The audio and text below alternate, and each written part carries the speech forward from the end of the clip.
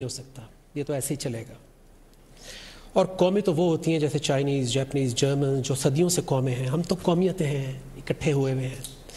पिछले कुछ अरसे में एक मिरेकल हुआ है सर, कि आपने तमाम सूबों को एक कौम बना दिया है।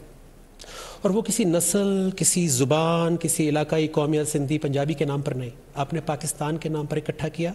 आपने अमर बिल मारूफ अल्लाह के नाम पर इकट्ठा किया। और सबसे बढ़ के सर, आपने शऊर की बेस पे इकट्ठा किया, क्योंकि एक पत्थर तोड़ने वाले से लेके PhD आपकी बात को सुन रहा है और फॉलो कर रहा है सर। सबसे पहले तो मैं आपको खिराज तहसीन पेश करता हूँ पूरी कौम की तरफ से कि आपने कौम को जोड़ दिया sir. How do you feel about it? कैसी आपकी फीलिंग्स हैं? देखिए नजम,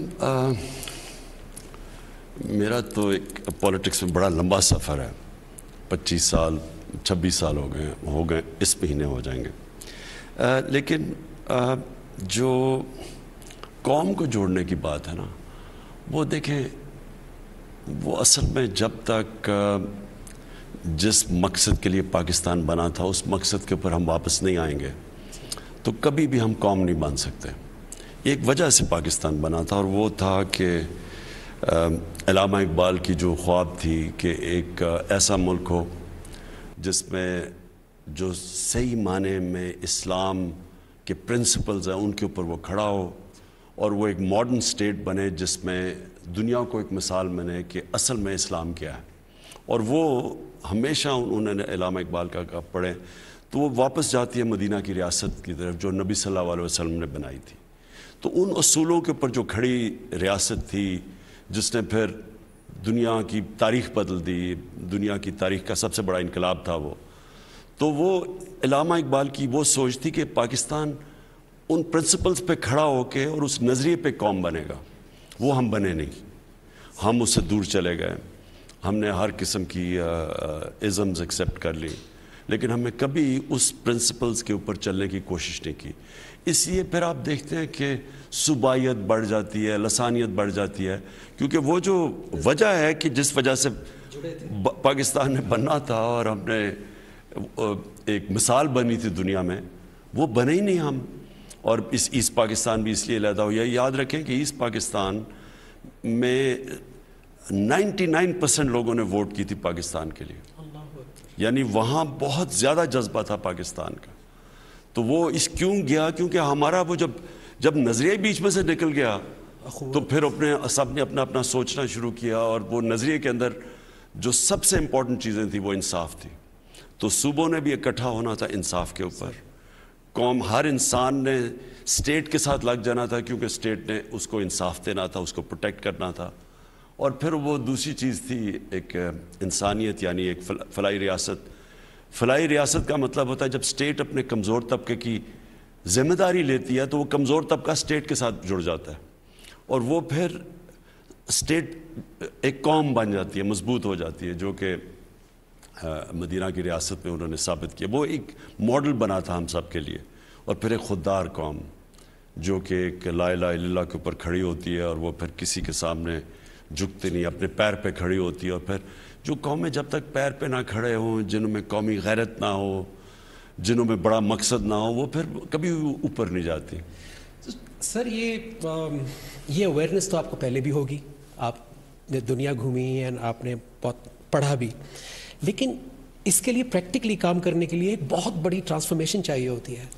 मेरी आज के इस इंटरव्यू को जो सबसे बड़ा मकसद है वो ये जानना है कि ये जो आपकी जो अंदर तब्दीली आई है, क्योंकि हमने वो विटनेस किया है ना टाइम सर, कि आपकी जो फ़ैन फॉलोइंग तो सिर्फ आवाम नहीं थे sir, people like Amitabh Bachchan, Shahrukh Khan, Aamir Khan, Mick Jagger और दुनिया के सुपरस्टार्स आपको पसंद करते थे।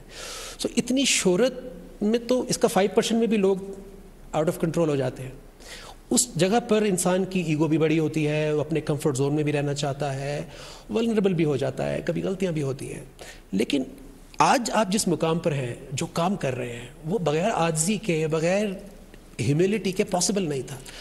अंदर क्या हुआ था सर? ये लड़ाई कैसे लड़ी आपने, किसने हेल्प किया और ये कितनी मुश्किल थी सर? देखिए ना, जब मैं एक बड़ा खुशकिस्मत इंसान वो था जिसने जो अपने लिए स्पोर्ट्स में टारगेट सेट किए वो अचीव किए और फिर उसकी वजह से पॉपुलैरिटी भी और दुनिया में नाम भी मिला।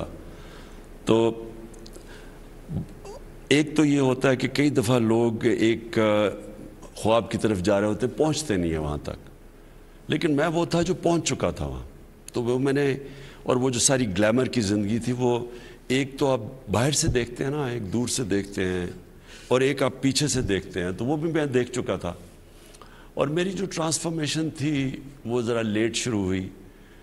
उसकी वजह ये है कि मैंने रियलाइज़ किया कि हमें सही माने में कभी इस्लाम की तालीम नहीं दी गई। घर में माँ मेरी बहुत रिलीजियस वालिद भी थे, लेकिन जो हमें एजुकेशन मिलनी चाहिए थी, मसलन सबसे अच्छे स्कूल में था HSN में, लेकिन हमें कोई प्रेपरेशन नहीं की गई कि सही माने में क्या, मुझे तो ये भी नहीं पाकिस्तान क्यों बना था।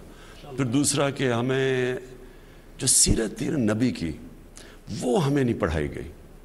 इस्लामियात हमने पढ़ी, लेकिन मुझे बड़ी लेट ज़िंदगी में मैंने नबी सल्लल्लाहु अलैहि वसल्लम की ज़िंदगी पढ़ी, और मेरे ट्रांसफॉर्मेशन उधर से आनी शुरू हुई। और फिर ट्रांसफॉर्मेशन इसलिए आई कि मैंने ज़िंदगी भी सारी देख ली थी, और ग्लैमर की दुनिया भी देखी थी, और फिर मैंने मगरबी दुनिया अंदर से देखी थी। बड़े कम लोगों को इस तरह उन्होंने एक्सेप्ट किया, मसलन इंग्लिश सोसाइटी ने जिस तरह मुझे उन्होंने एक्सेप्ट किया था, तो मैंने उसको अंदर से भी देखा था।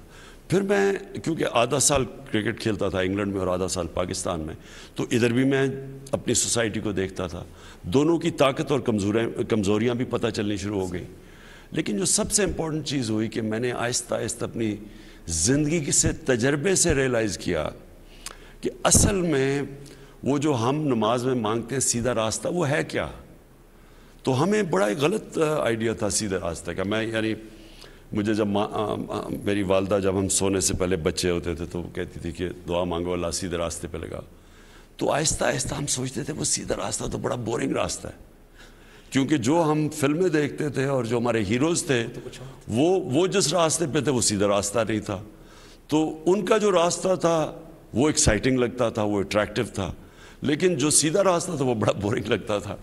तो वो मैंने आहिस्ता आहिस्ता नबी सल्लल्लाहु अलैहि वसल्लम की जब सीरत पढ़ी और फिर कुरान को समझना शुरू किया, और अपने तजर्बे से रियलाइज़ किया कि असल में सीधा रास्ता हमारी बेहतरी के लिए है, और जिस रास्ते को हम ग्लैमरस और अट्रैक्टिव समझते हैं वो असल में हमारी बर्बादी का रास्ता है। यानी वो हमें खुशी नहीं देता। वो, और प्लेजर सीकिंग यानी आर्जी खुशी और हैप्पीनेस और जो खुशी है उसमें एक्चुअली फ़र्क है। प्लेजर सीकिंग कुछ और है, वो आर्जी खुशी होती है, और वो एक्चुअली आदमी को एक गलत तरफ ले जाती है, एडिक्शन की तरफ ले जाती है, तबाही की तरफ ले जाती है। और जो असल खुशी है वो असल में सीधे रास्ते में है, और सीधा रास्ता आसान रास्ता नहीं है, मुश्किल रास्ता है, ऊंच नीच है, उसमें अंदर लड़ाई हुई होगी ना सर। तो अगर आप नबी सल्लल्लाहु अलैहि वसल्लम की ज़िंदगी पढ़ लें तो वो तो कोई आसान ज़िंदगी तो नहीं थी, तो सारा वक्त स्ट्रगल थी, लेकिन वो फिर एक इंसान की अजमत का रास्ता है।